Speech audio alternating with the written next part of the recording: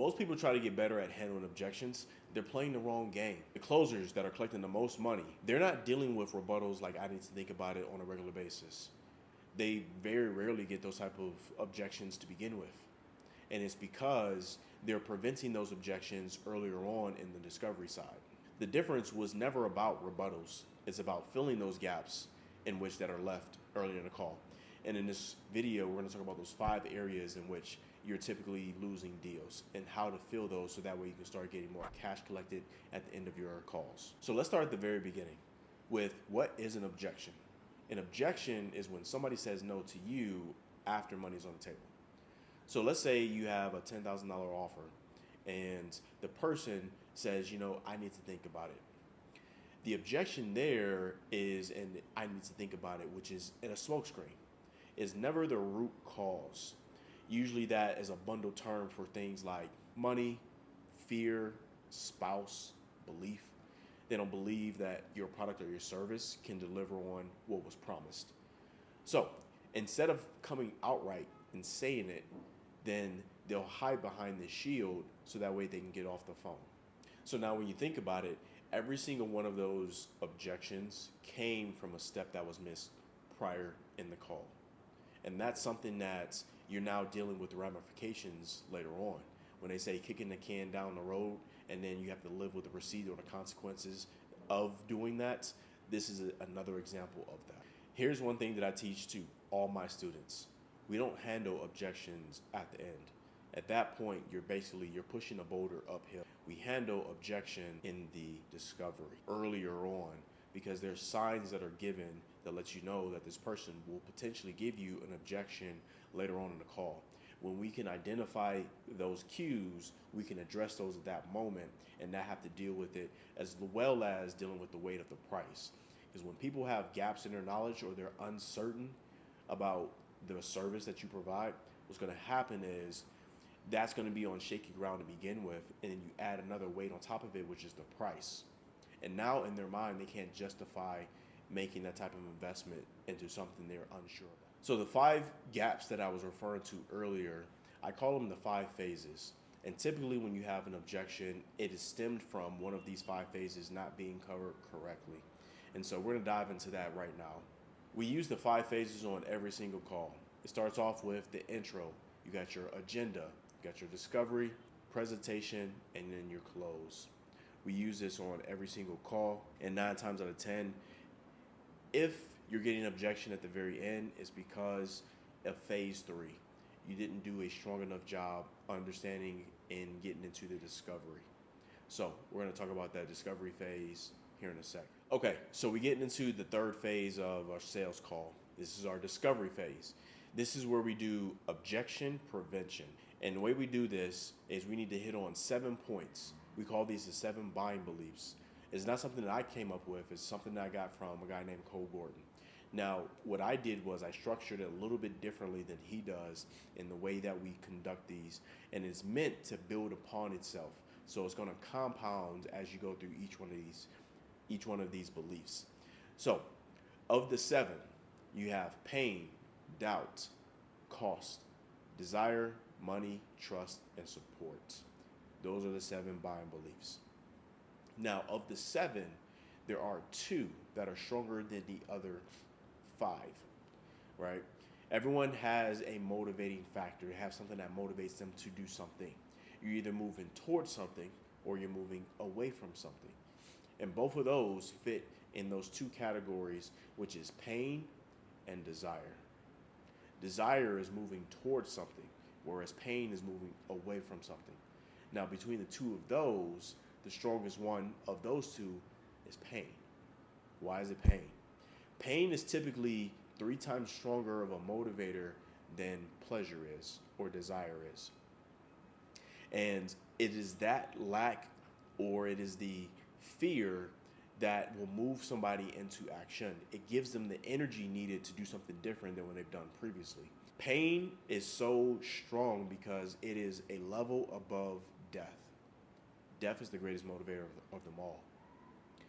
And so when you distill pain down far enough, it goes, I need to make enough money. I'm not making enough now. That's pain. And if I don't make enough, then that means I won't be able to pay my bills. If I won't be able to pay my bills, that means I'll be homeless. That means if I'm homeless, I won't be able to get food or have a place to live. If I don't have enough food or a place to live, then ultimately what's going to happen is I'm going to get sick and then I'm going to die. That's why pain is a stronger motivator than desire is. You put a gun to a loved one's head, motivation is a 10 out of 10 at that point. So we want to make sure that we can harness this and use it to our advantage. So pain is the first one. After pain, you have cost. Cost is talking about what someone will potentially lose. So there's 5 things when it comes to cost. You can lose your time, you can lose your money, you can lose your health, you can lose your relationships, you can lose opportunities and or status. So when it comes to cost, those are 5 different things that you want to touch on when you're talking with your prospects. We need them to give such excruciating details in these sections because in order for them to be able to tell you about it, they have to relive those situations first. So this is why we want to get them speaking, and we want them to talk about their situation to a point where you can visualize it like it's an IMAX movie. All right, so we got pain, we got cost, and we have doubts. Doubt is understanding what they may have tried in the past, understanding what they may have accomplished or what they may have failed at. By understanding that, we can use that to our advantage. And it's not manipulation. People like to throw out terms and like to misuse them, misrepresent them. This isn't manipulation. It is getting people to see, look in the mirror what they've been through, and then make them choose whether they decide to go back to that or is it something different that they want to achieve. So from a doubt standpoint, we want them to see that their current skill set and their current knowledge is not enough in order for them to achieve their goal. And if they want to go ahead and do it themselves, they're going to burn something that they can't get back, which is time. Working with you is the fast track. It is the express lane in order to get to their goals because they're using money as an exchange to pay for time. You have made all of the mistakes. Some of them can be very costly.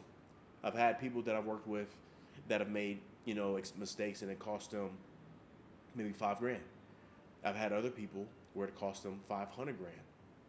I myself made a mistake in Forex trading and I lost $60,000 in it. So it was an expensive lesson that I don't want to make again. And so I'd rather use the money as a means of learning than to use time, because only one of those is a surefire that you can't get back, and that's time. All right. So we got pain, we got doubt, we got cost. Those are the negative ones. Now we move on towards the positive ones. We have money. Money typically falls into like, how much is this person looking to make? How much do you want to make? You could do it on a month-to-month basis. That's what I typically recommend. Or you can do annually. By doing it month to month, people can visualize that a little bit more than throughout the year. So understanding from a money perspective, how much do they want to make from the opportunity that they're looking to get involved in. Number 4, desire. Money is going to lay the foundation for them to do the things that they want to do. What are those desires? Is it taking care of the family? Is it starting a family? Is it traveling? Is it making sure that they can create generational wealth? Understanding that to the same level and the same degree as understanding their pain is going to help paint a picture vivid enough for you to be able to see it. You need them to explain it in a fashion where they're almost living it. That's the activation energy that's needed for them to get out of their own way. A lot of times they've been looking at some entrepreneurial endeavors before, but it didn't pan out, either because they didn't have the right guidance, they didn't know what to do, or they never started. And they fall back into that comfort zone where it's not painful enough for them to change it, but they have these moments where it's spiked and they're like, let me find something else. Boss may have yelled at them, they may have gotten written up, they may have saw someone who had a life that they wanted, but it wasn't strong enough for them to say, I'm going to pursue it. So you want them to give you excruciating detail when it comes to the desire side of things. Last couple ones. We have trust. Trust is built throughout the sales call. It's not something you get in the beginning or the middle or the end. It's something that is a constant throughout the entire call. You want to make sure that you're constantly building trust and you don't do anything to jeopardize that trust once it's built. When you have trust on your side, you are looked at as the trusted advisor. So you want to understand how much does this person know about either you or the client that you're working with and their products and their services. By understanding this, it gives you a gauge of how much they're likely to trust that individual and to trust you. If they haven't been around for a very long time, trust is probably relatively low. So by knowing that, you want to make sure that you can extract how much trust they have from your clients or from you. By doing so, you now prevent the objection at the end that we were talking about, as far as will this person decide to work with you, and if not, is it because of belief factor? If the person knew without a shadow of a doubt they paid you this money, they're going to make this money back the next day or the next week or the next month, they'll do it. But the reason that they're slow to do it is because they don't believe you. And that's something that's fixable. All right. So we got pain, we got doubt, we got pain, doubt, cost, desire, money, trust, and the last one is support. Support plays a factor when it comes to somebody else. Does this person have a spouse? If you're in B2C, most times it'll typically be someone that's unavailable, which is a spouse. Or it could be, if it's B2B, it could be a business partner. So B2C is typically more of a spouse. B2C is typically more of a spouse. B2B is typically more of a business partner. And so in these instances, you typically want to have all parties available on the call, all decision makers on the call. But the thing that you want to do when it comes to identifying if this person has a spouse or not is asking, is anyone else going to be building this business with you as you're starting to get into this industry? And that'll open the doorway for them to say, it's only me, or I'm doing this with my husband, I'm doing this with my wife, doing this with my business partner. And at that point, you want to find out if that person is going to be part of the decision-making process. If they are, then you would definitely want to have them on so they can hear about the services themselves, so that way they're not trying to play telephone. You are significantly better at explaining your services than the prospect is at hearing and re-explaining to somebody else. It's like playing telephone, right? If you get a line of 15 people, the first message is typically not the last message. It gets morphed as it goes from one person to the next. You don't want that to happen when it comes to your services. You don't want someone else that is ill-equipped to try and sell your services, even though it may be to the business partner. You don't want them to do it because they're not as good at it as you are. This is their first time hearing it. You've done this hundreds, if not thousands of times. You damn well better be better than someone else that's hearing it for the first time. So inside of the discovery section, these are the 7 points that we want to hit on, because when we do, it makes our job at the back end significantly easier. Any closer who's making deals on a regular basis are typically hitting on these 7 points, whether knowing or unknowingly, they're doing it. And so it's best that you learn how to do it for yourself, so that way you can start to maximize your dollars. You can stop leaving money on the table. If you're thinking to yourself, I skipped like half of these, that's exactly what we install live inside the Closers Camp. We don't just give you a script and say, here it is. We help you build the muscle so that way the right questions become automatic. Links down below if that's you, but keep watching. Most people panic inside the close section when there's really no need to. Okay, so now we got past the discovery section, and now it's time to move into the presentation. You did a great job getting all the juicy details that you need. So this is where we're going to use that information. We're not going to be selling on features. People don't care about features. They don't care about meeting twice a week. They don't care about Zoom calls. They don't care about the CSM. They They don't care about any of that. Because if they could get the results without all those features, they'll do it. So we're not going to be selling features, we're going to be selling the result. We're going to be selling the outcome. We're going to be selling the North Star. Everything that they told us that they wanted, we're going to use that and link the feature that we have in our program to the desired outcome that they're looking for. It's a very simple formula. So the first thing is we talk about the feature. We use a transition, which is so that we can avoid pain, which is taking the next 2 to 3 years to learn this ourselves. And then we link the desired outcome. We're going to meet 2 times per week so that you don't have to worry about getting into real estate yourself and going to the dealer and not knowing how to come in with the proper documentation. This will allow you the proper structure, so now you can start winning more deals and ultimately get to a point where you can make money on a month-to-month basis and start to travel with your family. One example there. Not the greatest, but you get the point. Here's why we do this. People are always going to look at the money. They're always going to see, well, what is the value that they're getting in exchange for the money that they worked for? Money is a unit of stored energy and time. It's other people's energy and time, but it's still, you had to accumulate it. And so as long as you are able to effectively tie what they're looking for to the money will always pale in comparison to what they're really looking for. The result is the thing that they're after. And if the money can help them get the result faster, they'll gladly exchange this for this.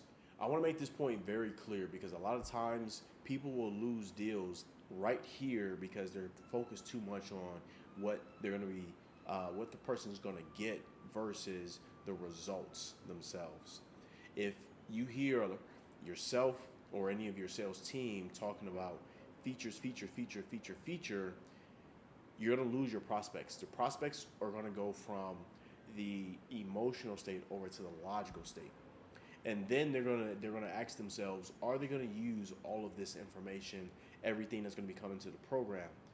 Because they have busy lives, they have schedules, families, work, etc. Now, at that point, they're going to weigh the options. Do they have the time to be able to incorporate everything that you're talking about into their already busy schedule? And typically that's a battle that you're going to lose. And if it's not half of the time, you're still leaving a majority of the deals that you could be closing on the table. And we're here to try and help prevent that. The presentation is also the place where you help increase trust, because as you're explaining the products and the services that you have, you also get the opportunity to show your prospects what it looks like on the inside. So before they ever spend a penny, this is what it looks like. This is what you're walking into. These are the results that other people have gotten. So someone that is very similar to you, let's say a single dad with 3 kids, was able to do this with a busy schedule. Now that prospect can see himself in the shoes of the mentee that is already working with you. That is a powerful, powerful process. If you're not doing that already, you absolutely want to incorporate that into your process as soon as possible. Once you do that effectively, the close is just math and a question. We want to do a light recap of everything that's going to be incorporated inside the program, along with the results that they're going to look for. And then after that, we talk about the investment. And that's going to be an investment of $10,000, $8,000, whatever that number is for you. And then what happens is you let the prospect sit with that. You let them weigh all the options. I purposely try and bring up the goals and desires right before I talk about price. So now the price is relative to something. Price is always relative to something. If you say 10,000, you have no idea if it's expensive or not, because it's 10,000 for what? When you say $10,000 for, let's say, a bottle of water, absolutely, you're gonna be like, you're crazy. But if you say $10,000 and it gets you a brand new Lamborghini, you're like, that's cheap. Money is always relative to something, so that's how we determine whether it's expensive or not expensive. So that's why I bring up their goals and desires and the thing that they want most right before price, because comparatively, price is not that expensive. If you create generational wealth for you, yourself, and the next 4 generations in your family, is $10,000 expensive? Most people will say no, it's not. So that's why I use it. I use it so that way we're putting it into context what the money's going to be used for. And it's not necessarily the product or service, it's the result of the product or service that is going to help them generate. Hopefully that makes sense. If that does, leave me a comment down below if that's something that you haven't been using before and this is kind of like an aha moment for you. So when you've done the first 4 stages correctly, the close is just formality. It's just the proper next step. And if at this point an objection does come up, it's something that's relatively simple. Sometimes it's not really an objection, it's more about just a little bit more clarity, or it's a question about logistics. So an example would be someone says like, I want to do this, but I don't have $10,000, or I don't have $10,000 on one card. So these are questions that are about logistics. How do you guys typically take payment, right? These are buying questions. So if you hear them, you're in a good spot. You're not, I don't think this is like this person's trying to weasel their way out. These are buying questions that are just trying to figure out how to do this. So it's up to you to make it as simple as possible for your prospects to be able to give you money. Whether that's a split pay, whether that's going for funding, whether that's just using a credit card, wire transfer, all right? Have all those options available so that way this isn't a friction or a sticking point. You did all of the heavy work and the heavy lifting. This should be the part where it's just smooth sailing at this point. But to get back to my point about objections, so at that point, the objection should be relatively light if they have one. And if after that, so once you do handle the objection, you then want to re-ask for the sale again. Here's a quick note on that as well. You always want to handle the objection first before re-asking for the sale. Because if you don't, it'll just come off as though you're all about the money and not about helping solve this person's problem. So a quick recap. You don't want to stop training for rebuttals or objections. You still want to have that skill set so that way in the event where an objection does come, you can handle it. But I want you to refocus your attention from rebuttals and objections to really focusing in on the discovery phase of your calls, because the discovery piece is going to be the thing that helps you close more deals. You can start to fill in those gaps, and you can get your prospects to tell you in excruciating detail their desires, their goals, their aspirations, their pain, their suffering, their doubt, their consequences, all of that. So now you create what I like to call an objectionless close as many times as possible. And by doing so, the better you get at uncovering what someone's looking to accomplish, the better at you'll get at closing deals and be able to do it with as the least amount of friction as possible towards the very end. Master the boring middle, and the close will take care of itself. Objections, those are leaks, not walls. Plugs the leaks, and you'll see the cash start flowing in. If you want me to take a look at your calls and show you where you're starting to leak deals at, that's exactly what we do inside the Closers Camp live. It's a real application, not a free download, because people that are putting skin into the game, those are the ones that are getting real results, real time, feedback, things that they can implement same day. And every opportunity that you have on your calendar is a deal lost or a deal won. That's either money coming in or money that you're flushing down the drain. So my question for you is like, how much longer do you want to continue to leak deals out without the proper help? Tap the first link down to the description to apply. And if you're not there yet, the ebook's down in the description as well, $38. It breaks down the entire 5-phase process as well as the 7 beliefs, buying beliefs that are in there as well. Second link down in the description. But either way, stop selling, start closing.